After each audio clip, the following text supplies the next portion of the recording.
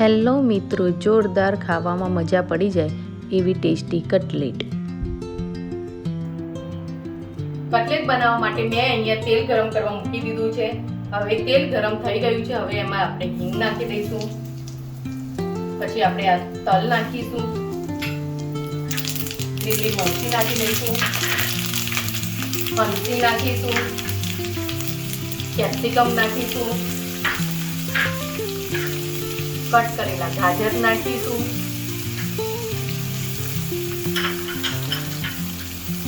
અને વટાણા નાખીશું.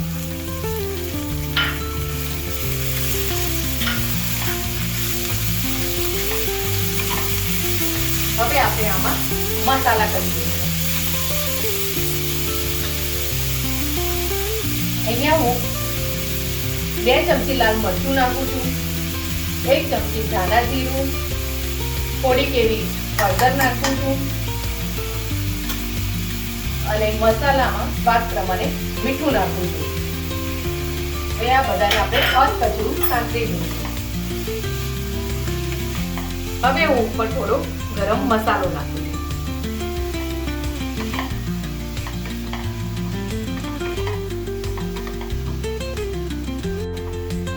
હવે આ મસાલાને આપણે આ રીતના મેશ કરી દઈશું, જેથી કરીને બધો મસાલો મિક્સ થઈ જાય.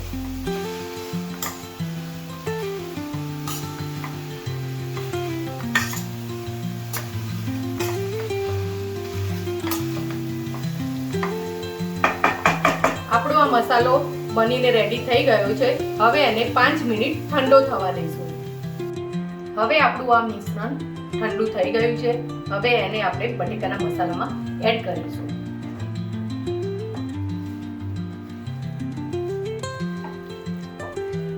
આ બટેકા મેં પહેલેથી બાફીને અને પછી ક્રશ કરીને રાખેલા છે. એમાં આપણું આ મિશ્રણ એડ કરી દઈશું.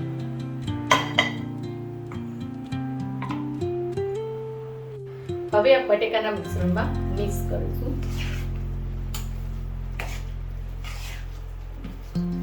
સાથે જ આપણે મેં અહીંયા પલાળેલા પૌવા લીધેલા છે, એ આપણે એડ કરી દઈશું. પૌવા નાખવાથી બટેકા જે સોફ્ટ થઈ જાય છે, એ લોટ કઠણ બંધાય છે.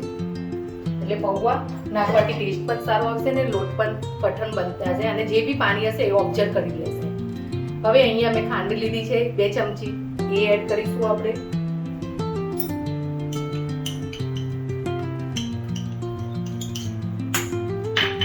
સાથે મેં 1 લીંબુનો રસ લીધો છે, એ એડ કરી લઈશું.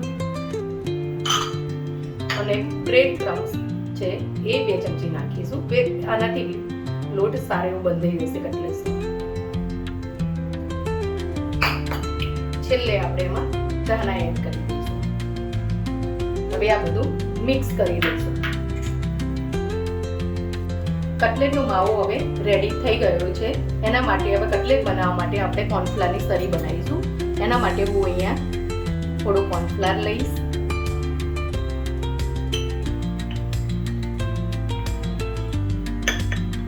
હવે એની અંદર આપણે થોડું પાણી ઉમેરીને એક પેસ્ટ જેવું રેડી કરીશું.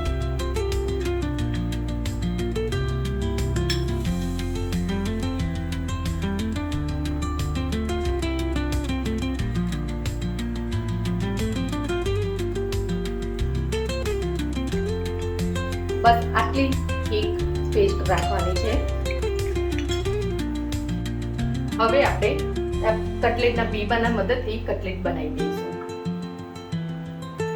અને આ રીતના રાખીને આ રીતના કટલેટ ભરી દઈશું.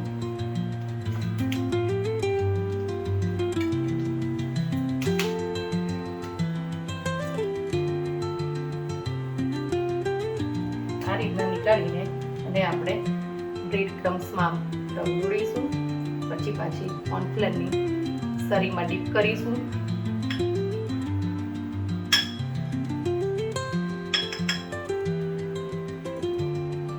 અને ફરી એને બ્રેડ ક્રમ્સ પર કોટ કરીશું એને.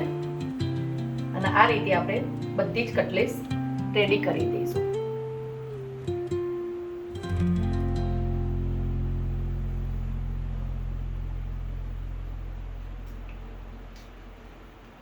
મિત્રો આપણે અહીંયા કટલેટ બનાવીને તૈયાર કરી દીધી છે. હવે આપણે એને ડીપ ફ્રાય કરી દઈશું. કટલેટ બનાવવા માટે અહીંયા તેલ ગરમ થઈ ગયું છે. હવે આપણે એક એક કટલેટ આ રીતે નાખીને તળી દઈશું.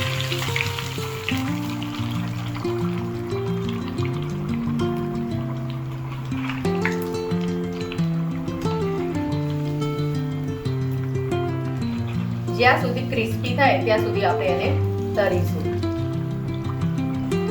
ગેસની ફ્લેમ એકદમ હાઈ જ રાખવાની છે અને આ રીતે કટલેટ તળી દેવાની છે. આ રીતનો કલર થાય ત્યાં સુધી કટલેટ તળવાની છે. એ જ રીતે